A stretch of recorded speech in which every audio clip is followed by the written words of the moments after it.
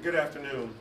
Standing with me today is our police chief, Darren Shearbaum, our fire chief, Rod Smith, and we have leadership from the ATF and FBI alongside me. Atlanta is the cradle of the civil rights movement and holds a significant place in history for nonviolent protest. And I strongly support standing against injustice and the right to protest. What we've been seeing lately is not a protest for equality, but a way to vandalize our communities. These continuous acts are not about advocating for equality. They are about vandalism and about destruction. And this destruction is happening in Atlanta and around the metro Atlanta region. Pretty soon we're going to show you images from Henry County, Fayette County, to other places in the area.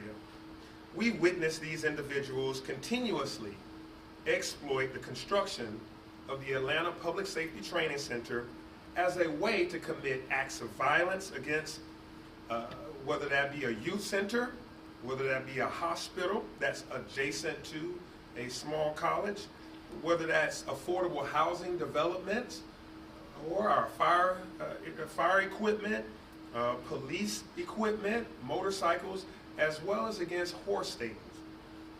These acts of violence see no prejudice towards any facility. This violence is happening throughout the metro region and even at small business locations. They do not want Atlanta to have safety. They do not want metro Atlanta to have safety. They do not care about peace or about our communities. And these acts of destruction must end. They must stop. These are not MLK versions of peaceful, nonviolent protest. To the contrary, these are arsons, vandals, they are destructive, and they have committed violence against the people of Atlanta and the metro Atlanta region. There have been almost, or just beyond, 24 acts of arson or vandalism. And I'm grateful to our law enforcement partners for being there in the need to respond. These individuals have vandalized construction equipment that folks were going to go to work that morning. When those individuals can't work, they can't feed their families. These individuals have caused over $10 million worth of construction damage and property damage across the metro Atlanta area. And that's to equipment that is belonging to private organizations and companies. On and on, this act of violence must cease. And one instance, if you think about the crane incident that happened a few weeks back, these individuals, some of them climbed up on a crane some 100+ feet in the air, and then they needed APD and AFRD. They needed our fire rescue department and our police department to get them down while they were protesting our fire rescue department and police department. The irony here can't be missed. And then individuals later on would go on to commit more acts of violence throughout our metro Atlanta region. Well, here's the newsflash. The training center is well on its way during this construction cycle. We will continue to construct the Atlanta Public Safety Training Center, and we will complete it during this year. We are well on our way. Construction is happening each and every day. We're moving forward as planned, and we're not allowing the distractions to stop us, to deter us from creating a nation-leading 21st century public safety training center for firefighters, EMS, for police, and for the community to enjoy. They're learning anti-bias training, de-escalation techniques, proportionality, even how to deal with mental health challenges, as well as our public works department gets to train out there, our parks and recreation. All of the equipment operators for the city of Atlanta will learn how to drive and be safe on our training course. All of these things are happening because we need them. The city of Atlanta has all these, the training centers that we currently have are condemned. The fire training facility, condemned. The police training facility, condemned. So new fire recruits, new police officers, and veteran officers have to receive ongoing training so that we can keep this city safe and to keep the people of this city safe. So I say to you once again, to the community members of the city of Atlanta and throughout the region, that these individuals are not peaceful protesters. They are violent actors having arson, vandalism, destruction as their main set of acts. These are not peaceful protesters, and I want the community to be well aware of what we're dealing with. And so now, I will turn it over to Chief Shearbaum to talk more about specific acts of violence against the people of Atlanta. Thank you, Mr. Mayor. Good morning, everyone. Always want to thank members of the media for being here. You're taking vital information back to your viewers, your listeners, and your readers, and thank you for getting good information out of this issue. Mayor, I want to thank you for your leadership, making sure we are a safe city, that all functions of city government are being working to protect every neighborhood right here in Atlanta, Georgia. We are joined by our partners today from the FBI. I want to thank Assistant Special Agent in Charge Peter Ellis for being here, for the work of the FBI, the tireless work of the ATF, and for Bo Kalatka for being here and the work that you've been doing to keep our city safe and keeping this project moving forward. Fire Chief Smith, your arson team has been phenomenal, and the arson teams from across the region, and chiefs of police and sheriffs across North Georgia that is working to hold this group at bay and make sure this city is safe because we have the proper training facilities to work on. And to the men and women of the Atlanta Police Department, you've been targeted at your work sites, you've been exposed to danger, you've been targeted at your private residences because you care about Atlanta and you're working very hard to keep Atlanta safe. And I will let you know that your work is not going unnoticed. Your sacrifice to keep the city safe, build a training center, while you yourself is targeted, shows me that you are the men and women of the caliber that we want protecting our city. You each have reported on a group of anarchists that are working very hard to make sure the Public Safety Training Center is not built. And they're doing that by acts of violence and arson across the region, and they're doing it in new and unique ways. One of those most recently was targeting our mountain patrol.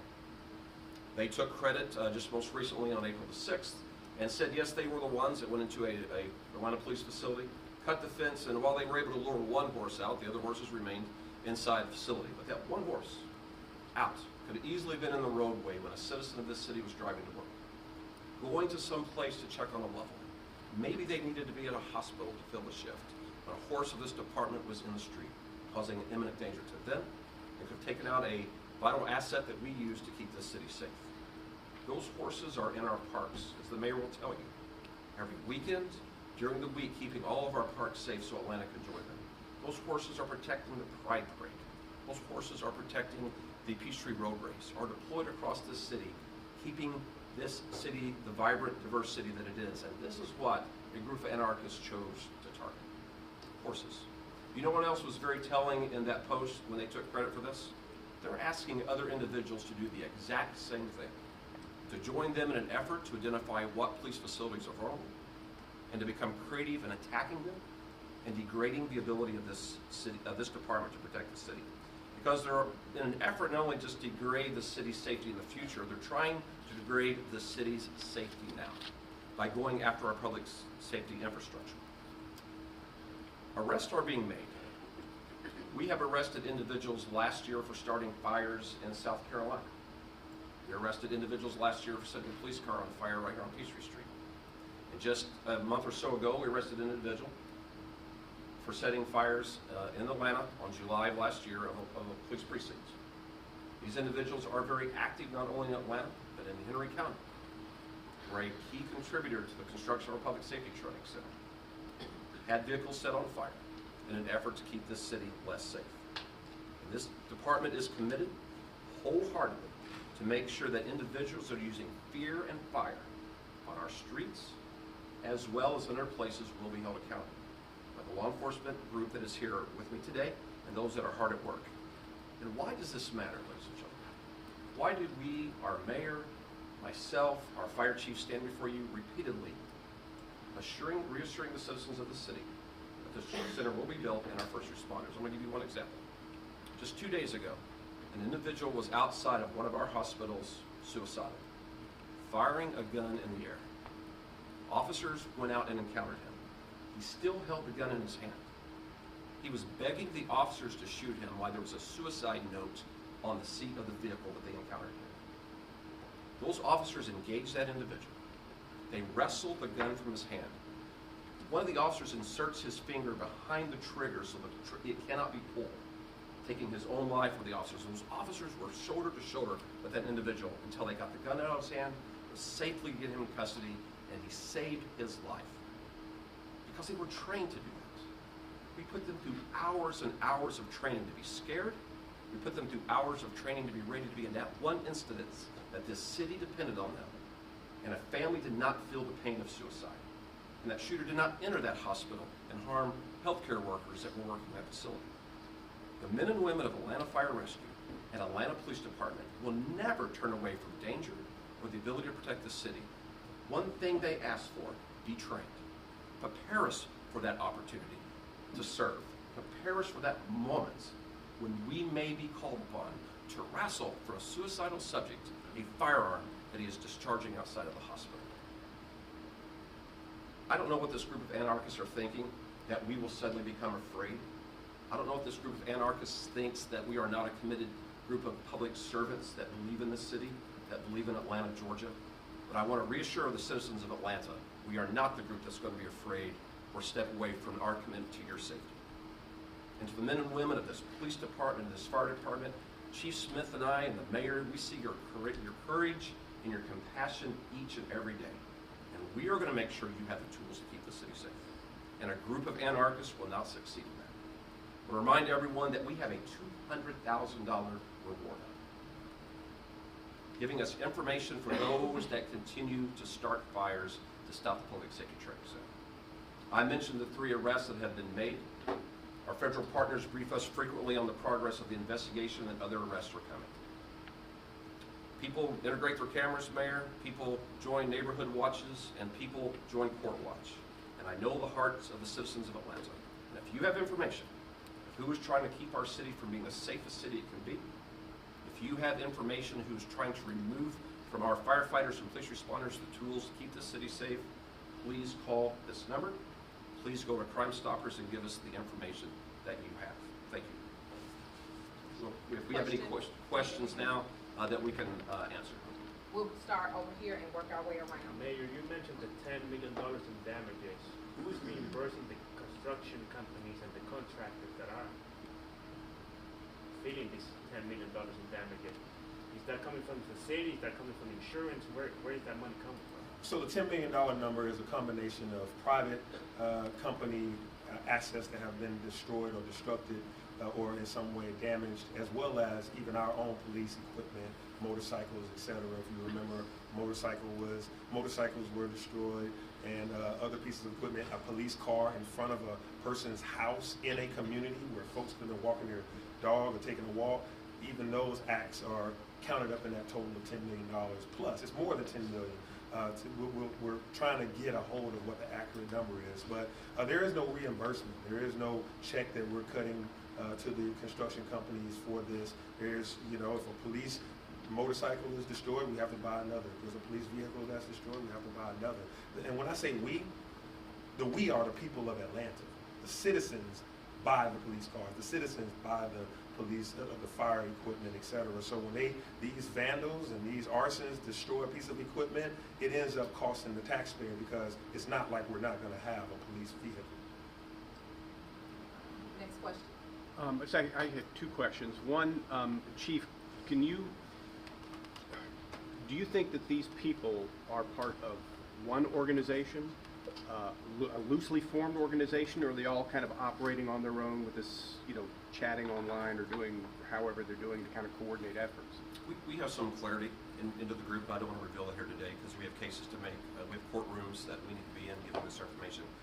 There is certainly, they go under the banner of Stop Cop City and Defend the Atlanta Force. And whatever the motivations are and their structure, we're learning that, and we're bringing charges, and you'll see that in the court documents that we bring. My one follow-up question is, this may be for the mayor also. Certainly early on, there was some public support for some of these groups. Can you talk about that and how this has not just been trying to get the individuals who are committing these crimes, but also try to win back some hearts and minds of some people that may have been convinced by these groups? Yeah, the good news about being the mayor of Atlanta, being born and raised here, and being duly elected about 3 times, I can tell you that these are not the people that the community supports. The community supports individuals that are looking out for their best interests. The community supports individuals that are building up youth centers, not folks that are arsoning or vandalizing youth centers. The community supports individuals who are building hospitals and not individuals that are tearing down hospitals or attempting to vandalize a church in our community or vandalize people's homes or property or businesses. So while there may seem like someone has told us that there's some community support, the community support is not for vandalism, it's not for destruction, it's not for arson, it's not for police cars being burned up in their neighborhood or for horses being let out of stables. This is anarchism, this is arson, and we have laws on the books for that the community supports. Next question. I've got a question that might be a little sort of philosophical. These protesters keep saying that they don't see property damage as equivalent to what they see as bad policing across the country. And they're sort of trying to send a message. Is there any way to reason with them, or how do you respond to? I don't even know if it's fair to say that's just a false equivalency, but I don't think they see it that way. Is there a way to reason with that? Yeah, our conversation today isn't to try to reason with the unreasonable. Our conversation today is try to make sure that the people of Atlanta and the region are aware that there are no victimless crimes. These are not victimless crimes. When you burn up a vehicle, or you burn up, or you set fire to a hospital construction site, that has a victim to it. Immediately, the victim is the construction operator. They can't work that day. The project delays, and then added costs come about because of that. The victim is also the individuals that are needing care in that hospital facility, or that youth center where they tried to do a Molotov cocktail and destroy it, or the community that now lives in fear of these individuals' acts of vandalism or destruction. There are no victimless crimes. All of us are the victims of an arson or an attack on a piece of equipment. While the equipment may not be in human form, the residual effects and how it affects us monetarily and emotionally, we are the victims. And lastly, I didn't hear anybody mention the Fayetteville site. Was that tied or no? The investigation is early stages. I don't want to speak for our partners, but we look at the stories you've reported on. I think we have a very strong suspicion that it was likely connected. And we'll let the facts take us where they take us. Tyler. I'll ask. I assume you guys are still currently protecting the Public Safety Training Center, the future site as you guys construct it.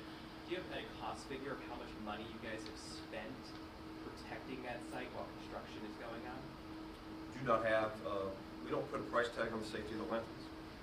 We're going to do whatever we're going to do to keep the city safe, whether it's in one of our 245 neighborhoods or it's a Public Safety Training Center site. And so I don't have a dollar amount for you, but it will be sufficient to the level that we can reassure the citizens it will be built to be used for good.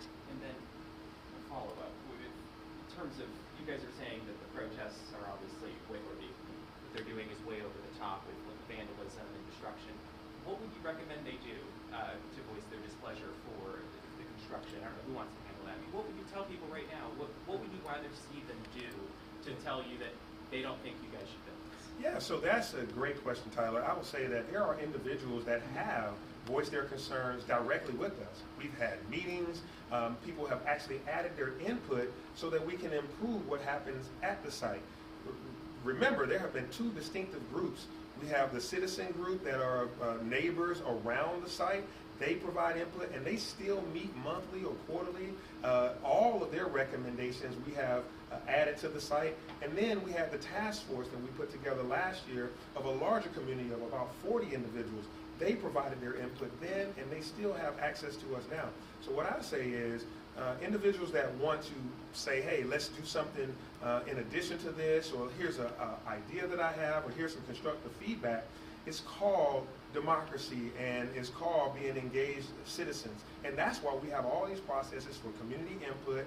I've sat in meetings in the mayor's office, I've sat in meetings in communities, Chief Shearbom has sat in meetings, whether that's in his office or at college campuses, etc. There's a meaningful, very productive way to have these conversations. City Council is open to these conversations as well.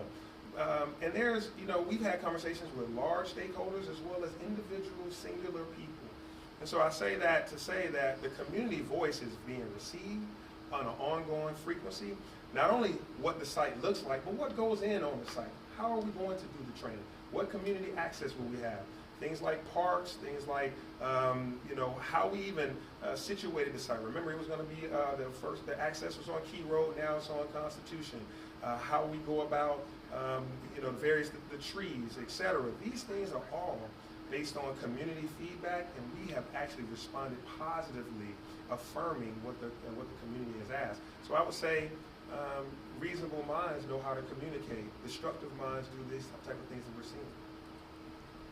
You mentioned the $10 million in damage. Are any of these companies trying to back out of this project because they become targets of these attacks? That's the great thing about having partnership and being communicative with these organizations. They are firmly still with us. They are out there at site right now. They are constantly doing their best to continue this construction, and they are committed to seeing this through. They're not trying to back out. We are steady building each and every day. We're vertical. You'll see, we can give you more highlights of where we are in the construction process. No, they're not backing out. They're not backing down. Remember, these individuals have plenty of work that they're doing all across the region.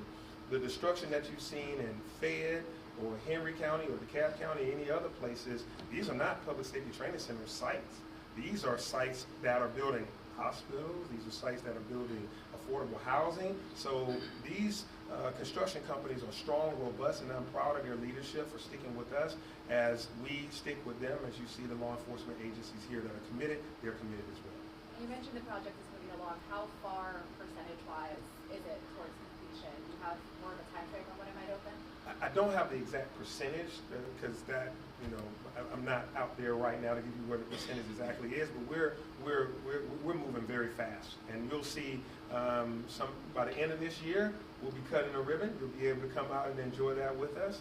I don't know exactly what percentage we are right now, but I know that individuals are out there working, and they, to their credit, move very fast, and they're doing it in, and there's been a whole lot of inspections as required for a complex site, and each time we meet the expectations of the inspecting body.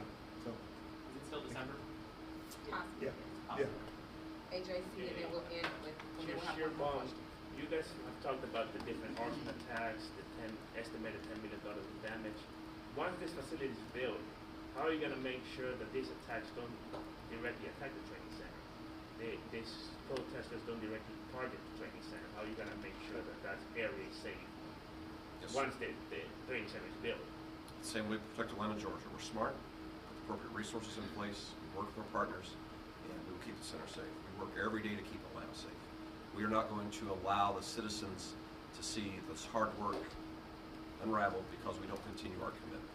So we'll do what's necessary, and it will be the right amounts, and you're going to be proud when you're on that campus of what has been done for the citizens of Atlanta through the great adversity that you all have been reporting on for the last 2 years.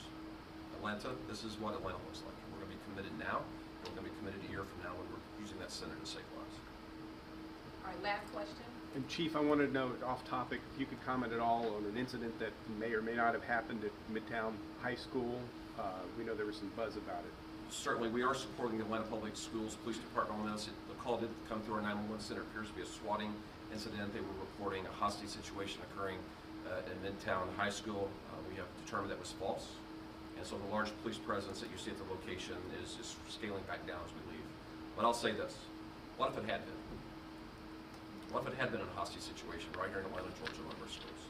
And what if the fire department, the police department wasn't properly staffed or trained to handle it? The story you would be reporting at the end of the day would be much different. So think of everything you report, the evening news you write about in the AJC. That is why we have to be a police department prepared and staffed to handle it. And that's why we're here today to tell the citizens anarchists aren't going to win in Atlanta, Georgia. Thank you, everyone. Thank you. And just so everyone is aware, if you go to the APD website,